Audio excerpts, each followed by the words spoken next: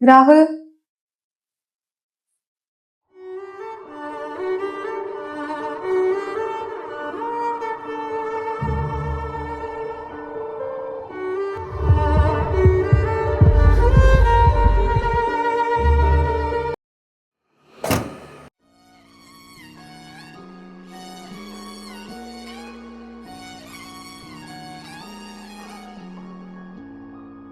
Hello എന്നാ hi.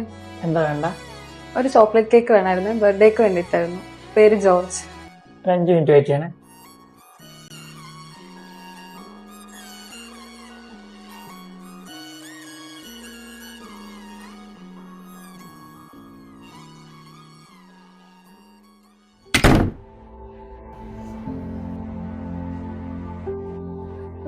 Rahul,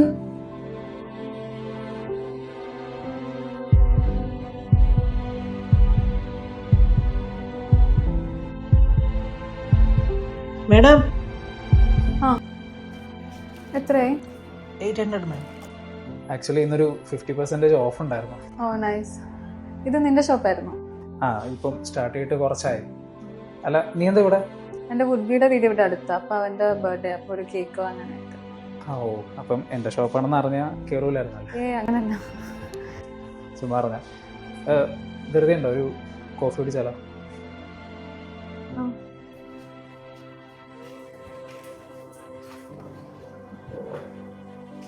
ചേട്ടാ 2 coffee, ഒരെണ്ണം. ചേട്ടാ അതിലൊരെണ്ണം മധുരം കൂട്ടി. ലൈഫൊക്കെ സെറ്റ് ആയില്ലേ? ഏറെക്കുറെ. മാരേജ് ഈ വർഷം തന്നെ ഉണ്ടാവും. ഓ നൈസ്, കൺഗ്രാറ്റ്സ്. ആളാരാ? നീതു എന്നാ പേര്. ഫോട്ടോ? ഇതാ. നിനക്ക് നല്ല മാച്ചാ. Thank you. നിന്റെ? എന്റെ ജോർജ്, ട്രിവാൻഡ്രത്താണ്. ആളും ഒരു ടെക്കിയാണ്. ഓ, ഓക്കെ. നെക്സ്റ്റ് ഇയർ മാരേജ് ഉണ്ടാവും.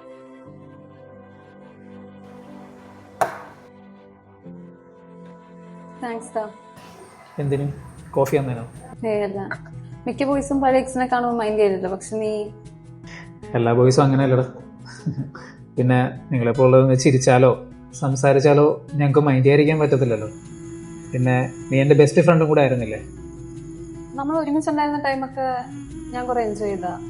ബട്ട് ഏതോ ഒരു പോയിന്റിൽ എന്തൊക്കെയോ സംഭവിച്ചു. രണ്ടുപേരുടെ ഈഗോ കാരണം നമ്മൾ രണ്ടുപേരും സംസാരിക്കാതെയായി. രണ്ടുപേരിൽ ഒരാൾ സംസാരിച്ചിരുന്നെങ്കിൽ. അതൊക്കെ പഴയ കാര്യങ്ങളല്ലേ. ചിലപ്പോൾ ലൈഫ് ഇങ്ങനെയൊക്കെ ആയിരിക്കും. അതുകൊണ്ടെന്താ, നമ്മുടെ ലൈഫിൽ രണ്ടുപേർക്കും നല്ലതല്ലേ വന്നിട്ടുള്ളൂ. നീ ഇപ്പോൾ ഹാപ്പി അല്ലേ?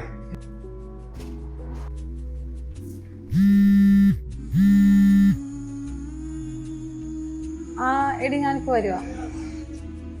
ആരായിരുന്നു? വുഡ്ബിയുടെ സിസ്റ്ററാ. ഓക്കെ, പോയേക്കുവാ, ഇറങ്ങട്ടെ. നല്ല ചാറ്റൽ മഴയുണ്ട്. എടാ, ഐ എം സോ ഹാപ്പി. അത് കഴിഞ്ഞിട്ട് നമ്മളിങ്ങനെ മീറ്റ് ചെയ്യുന്നോ കാണുന്നൊന്നും ഞാൻ ഒരിക്കലും പ്രതീക്ഷിച്ചില്ല. എനിക്ക് അങ്ങനെ തന്നെയാ. എനിവേ, നിന്റെ മാരേജ് എന്നെ വിളിക്കണം. എന്റെ പഴയ നമ്പർ തന്നെയാണ്. പിന്നെ ഉറപ്പായിട്ടും. ശരി, എന്നാ പോയിക്കോട്ടെ. കാണാം. ബൈ. ചിലർ നമ്മുടെ ജീവിതത്തിലേക്ക് വരുന്നത് കുറച്ച് നല്ല മൊമെന്റ്സ് തരാനായിരിക്കും. പെട്ടെന്നൊരു ദിവസം അവർ പോവുകയും ചെയ്യും. ആദ്യമൊക്കെ അതൊരു വിങ്ങലും വിഷമമായി നമ്മുടെ ഉള്ളിൽ നിൽക്കുമെങ്കിലും പിന്നീട് അതൊരു ശരിയായിരുന്നു എന്ന് നമ്മൾ തിരിച്ചറിയും. ആ അക്സെപ്റ്റൻസും അതിലൂടെയുള്ള ആ മെച്യൂരിറ്റിയുമാണ് ലൈഫ്.